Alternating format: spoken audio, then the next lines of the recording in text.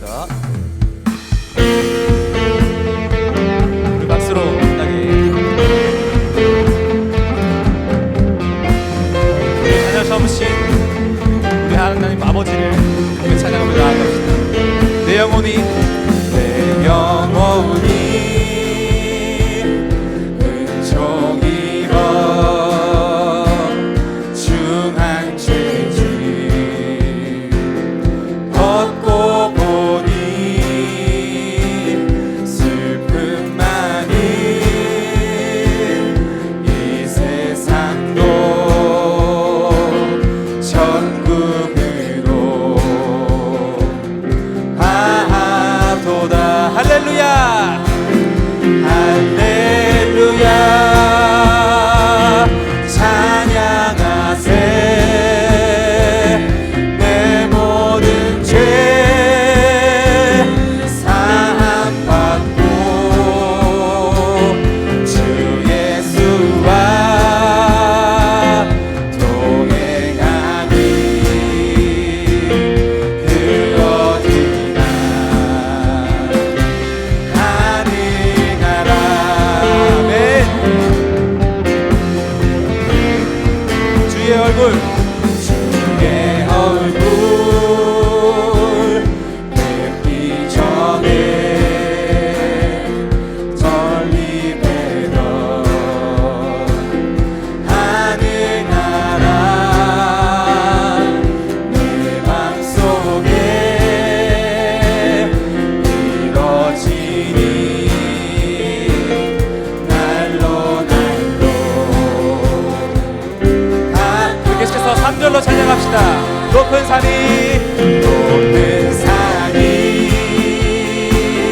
거친 들이 아멘 조막이나 궁궐이나 내 주 예수 오신 곳이 그 어디나 하늘나라. 할렐루야 할렐루야 찬양하세. 내 모든 죄 사함받고 주 예수와 동행하니 그 어디나. 우리 다시 한번 선포합니다. 할렐루야 찬양하세. 내 모든 죄 사함받고 주 예수와 동행하니 그 어디나 주 예수와 동행하니 주 예수와 동행하니 그 어디나 하늘나라.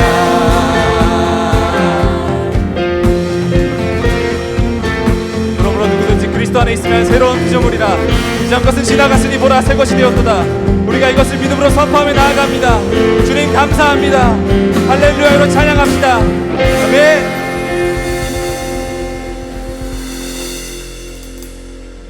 기도하시겠습니다. 사랑하는 하나님 아버지, 이번 한 주도 하나님의 은혜 안에 살아가게 하심을 감사합니다. 아름다운 자연 속에서 하나님의 사랑을 느낍니다.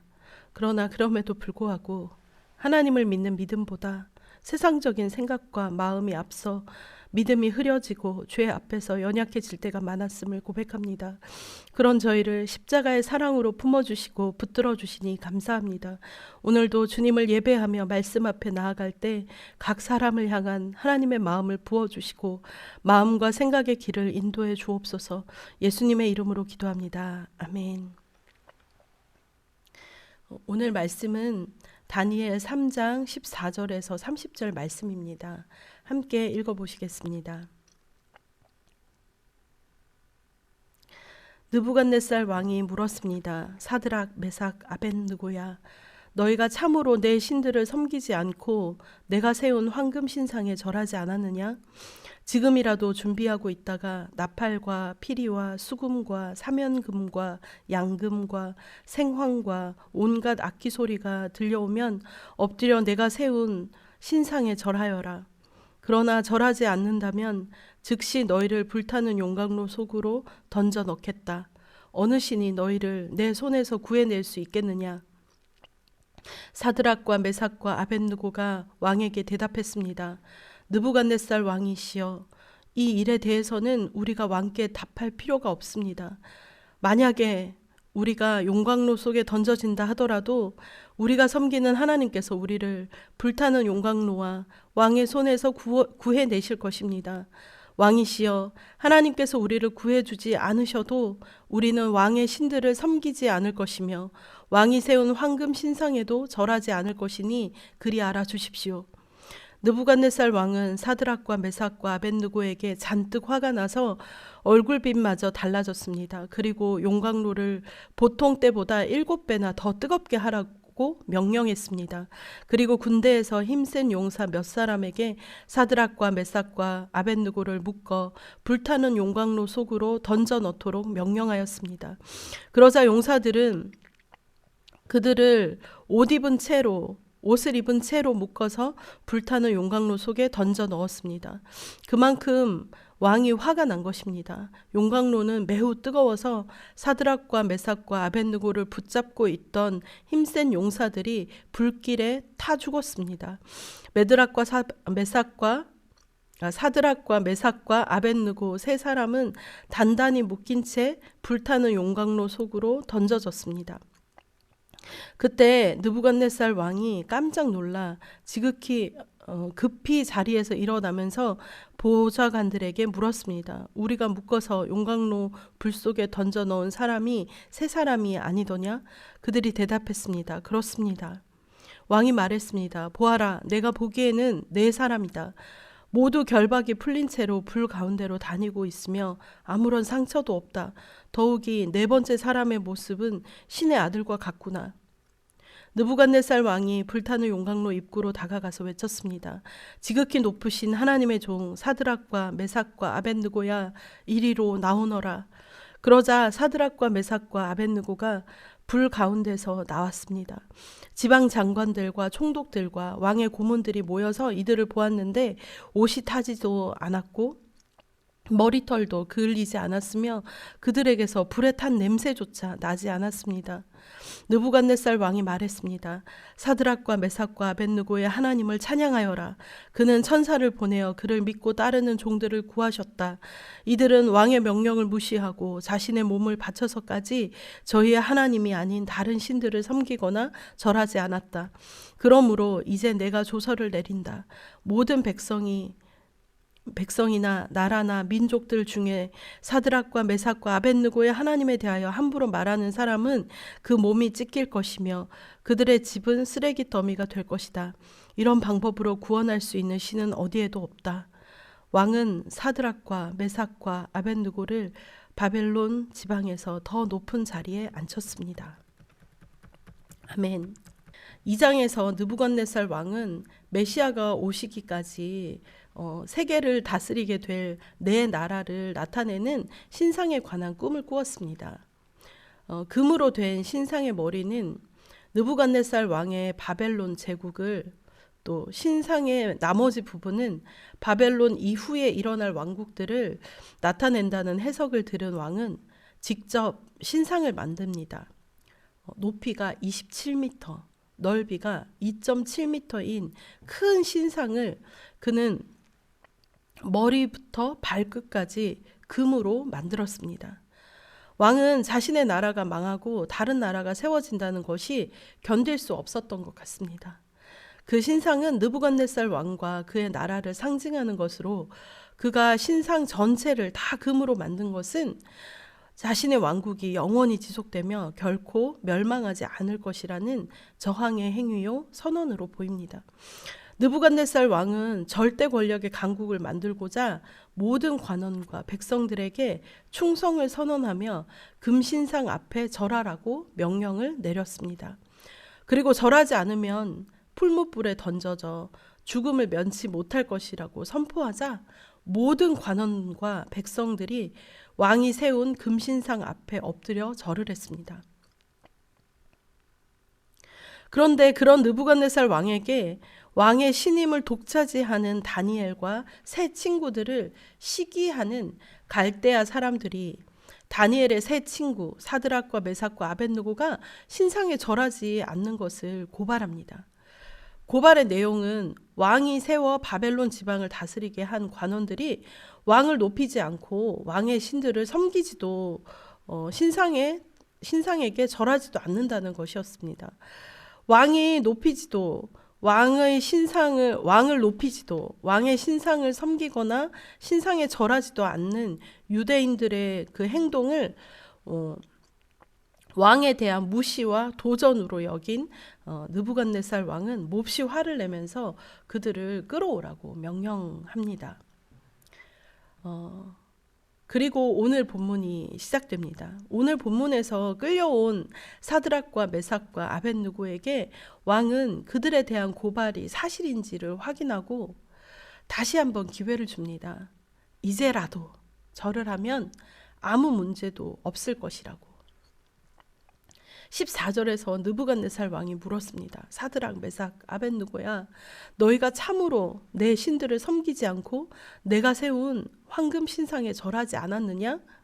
지금이라도 준비하고 있다가 나팔과 피리와 수금과 삼현금과 양금과 생황과 온갖 악기 소리가 들려오면 엎드려 내가 세운 신상에 절을 하여라.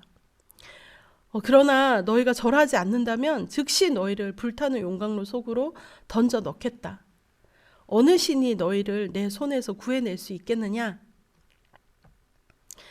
느부갓네살 왕의 애정이 묻어나지 않습니까? 왕에게 이들은 그리 평범하지 않은 대상들이었습니다. 그가 꾼 꿈으로 인해서 답답하고 근심할 때에 누구도 하지 못했던 일을 자신에게 베풀어 주었던 그 다니엘의 친구들이며 성실하고 아끼는 일종의 충신들이었을 것입니다. 그러나 한편 절대 권력의 영원한 강국을 만들려는 왕의 뜻은 확고했고 절을 하지 않으면 맹렬히 타는 풀무불에 던져 넣을 것이라고 협박합니다. 그러면서 어떤 신이 너희를 내 손에서 건져낼 수 있겠느냐라고 말하면서 사드락, 메삭, 아벳느고가 섬기는 하나님에 대해서 도전하는 말을 합니다. 그러나 왕의 그런 회유와 협박에도 세 사람은 요동치지 않고 대답합니다. 16절부터 18절을 보겠습니다. 사드락과 메삭과 아벳느고가 왕에게 대답했습니다. 느부갓네살 왕이시여, 이 일에 대해서는 우리가 왕께 대답할 필요가 없습니다. 만약 우리가 용광로 속에 던져진다 하더라도 우리가 섬기는 하나님께서 우리를 불타는 용광로와 왕의 손에서 구해내실 것입니다. 왕이시여, 하나님께서 우리를 구해주지 않으셔도 우리는 왕의 신들을 섬기지 않을 것이며 왕이 세운 황금 신상에도 절하지 않을 것이니 그리 알아주십시오. 이들의 믿음의 고백이 놀랍지 않습니까? 그들이 믿는 하나님을 의심치 않았습니다. 그리고 그 유명한 그리 아니하실지라도 왕의 신들을 섬기지 않겠다는 유명한 신앙 고백을 하고 있습니다. 그리 아니하실지라도. 다니엘서를 통해 매번 묵상하게 되는 것은 다니엘과 세 친구들의 믿음이 얼마나 굳건하고 견고한 믿음이었나 하는 것입니다. 어떤 상황에서도 번민하는 기색 없이 그것이 죽음 앞이라 할지라도 요동치 않고 하나님을 바라보고 신뢰하는 그들의 신앙이 너무 경이롭습니다. 굳기, 즉 광물의 단단한 정도를 경도라고 합니다. 이암, 사암, 역암 이런 것들을 구분할 때 얼마나 단단한가를 보는데 경도가 낮을수록 외부의 자극에 쉽게 반응하고 영향을 받지만 단단할수록 외부의 자극을 잘 받지 않잖아요. 그것처럼 우리의 믿음도 얼마나 하나님을 신뢰하고 있는가에 따라 이런 위협과 현실 앞에서 얼마나 빨리 그리고 어떻게 반응하는지가 결정되는 것 같습니다. 믿음으로 살아가기 위해 삶의 현장에서 오늘도 고군분투하는 드림의 교회 모든 성도님들의 믿음이 이 세 사람처럼 또 다니엘과 세 친구들처럼 믿음이 더 단단하고 견고해져 갔으면 좋겠습니다. 이것은 하나님을 경험하면 할수록 더 단단해져 갈 수 있게 될 것입니다. 들어서 알았던 하나님을 여러분의 삶 속에서 만나고 경험할수록, 그리고 그 하나님의 선하심을 알면 알수록 우리는 다니엘과 같은 믿음, 또한 아브라함과 같은 믿음을 가질 수 있게 될 것입니다. 이런 경험이 얼마나 중요한지는 느부갓네살의 반응과 성장을 보면 알 수 있습니다. 처음 다니엘의 꿈 해석을 통해 하나님을 경험했을 때 그도 그 하나님을 찬양하고 경외하게 되었습니다. 그러나 그것은 믿음이라고 하기에는 그냥 눈앞에서 일어나고 있는 일을 인정할 뿐이었던 것 같습니다.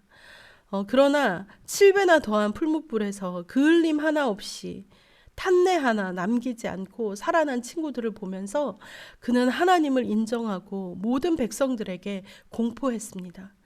그리고 앞으로도 계속해서 하나님을 향한 그의 신앙과 고백이 놀랍게 성장해 가는 것을 보게 될 것입니다. 하나님의 능력과 실존을 경험하는 것은 개인의 신앙에 있어서 매우 중요합니다. 훈련을 사모하십시오. 하나님을 만나는 것에 관심을 가지십시오. 기도하고 모든 훈련의 기회에 동참해 보십시오. 많은 사람들이 이 훈련을 통해서 하나님을 인격적으로 만났다고 고백하고 있습니다. 그리고 그 만남은 인생의 AD와 BC가 나뉘는 갈림길이 되었다고 고백합니다. 이 훈련이 그것을 보장해 주는 것이 아니라 훈련을 통해서 역사하시는 하나님께서 자기를 찾는 자들에게 상을 주시고 자기를 찾는 자들을 만나 주시는 것입니다. 눈앞에 공기가 있는지 없는지 의식하지 않을 때에도 여전히 공기와 산소가 있는 것처럼, 우리가 하나님을 믿을 때에도, 하나님에 대해서 무관심할 때에도 하나님은 언제나 존재하시고 우리의 삶을 주관하고 계심을 믿으십니까? 우리가 그분을 알고 그분께로 눈을 돌릴 때 그분의 임재를 깨닫고 그분을 존중하며 그분을 기억하고 인정할 때 우리의 믿음은 더욱 견고하며 깊어질 것입니다. 더욱 든든한 믿음의 반석 위에 삶의 집을 지어갈 것입니다. 두 번째로, 많은 사람들이 이 땅에서의 평안과 복을 얻기 위해서 하나님을 믿고 섬깁니다. 그러나 이 세 사람의 신앙은 그런 신앙이 아니었던 것 같습니다.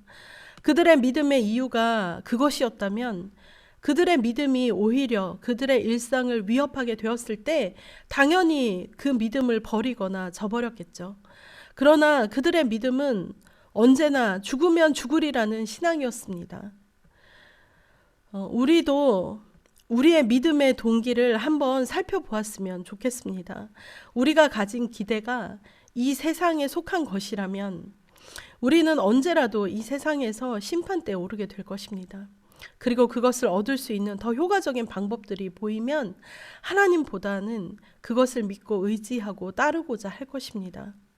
이 땅에서의 많은 부와 명예를 얻는 것이 삶의 목적이고 이유인 사람은 그것을 보장해 줄 만한 무엇인가를 쫓아서 살아가게 될 것입니다.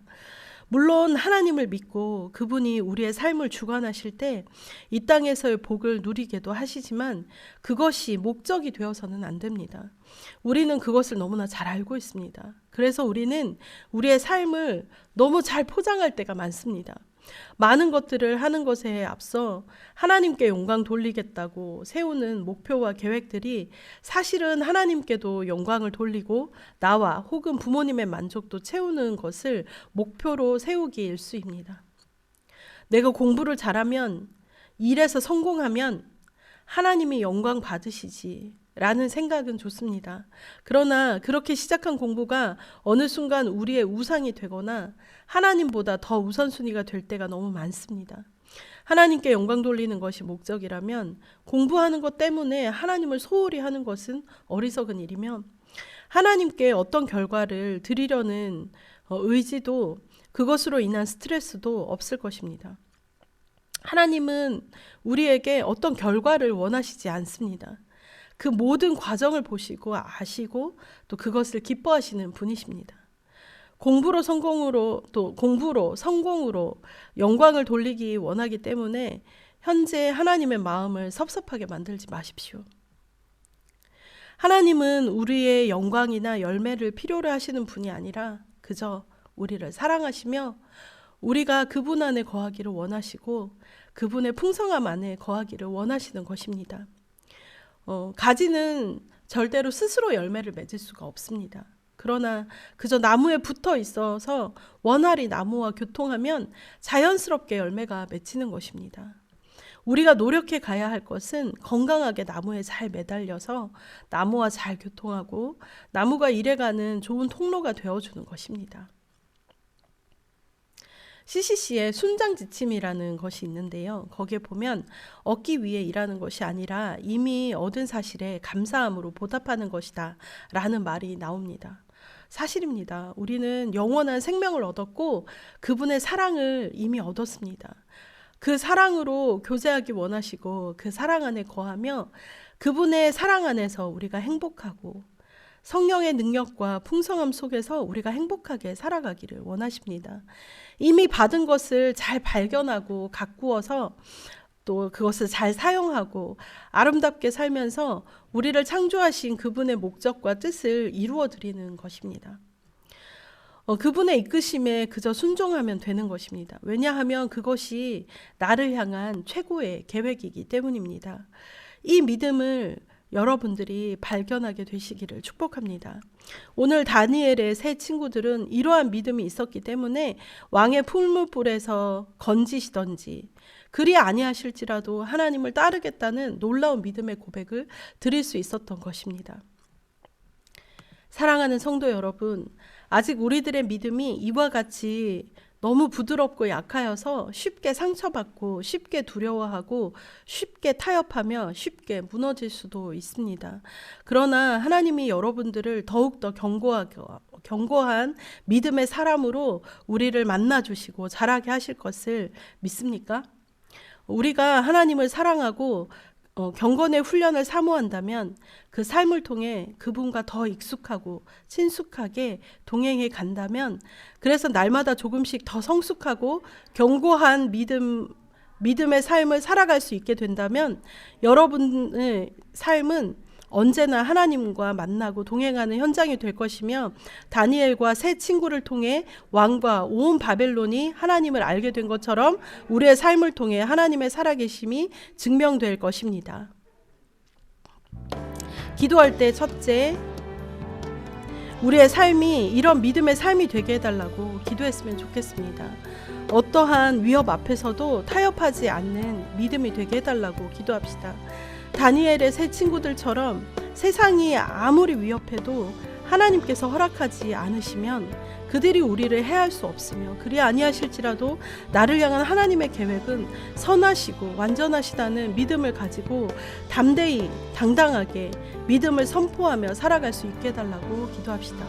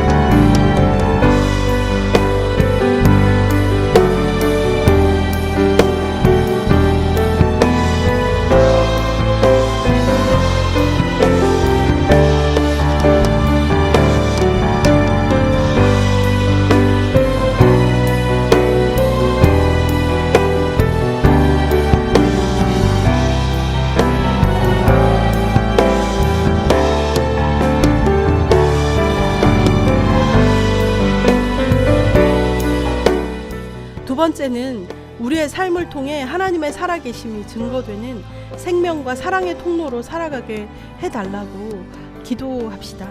하나님께서 주신 삶의 자리에서 살아계신 하나님과 동행하며 살아감으로 우리의 삶을 지켜보는 많은 사람들에게 살아계신 하나님이 어떻게 역사하시는지를 생생하게 증거하는 삶이 되게 해달라고 기도합시다. 특별히 생각나는 사람이 있다면 그들의 이름을 부르며 기도합시다.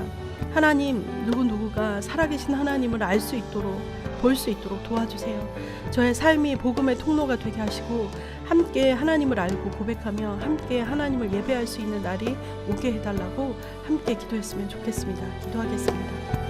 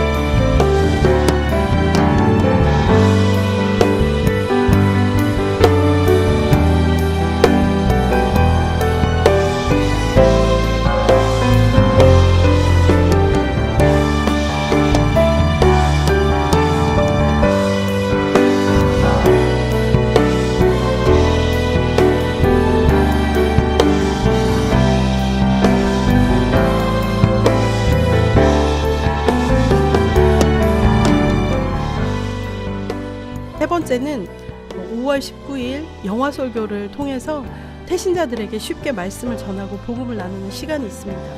그 시간에 함께할 태신자를 위해 기도했으면 좋겠습니다. 그 시간에 올 수 있는 마음과 여건을 주시고 마음을 열어주셔서 복음에 반응하고 같은 하나님을 믿고 함께 예배할 수 있는 은혜를 달라고 기도합시다.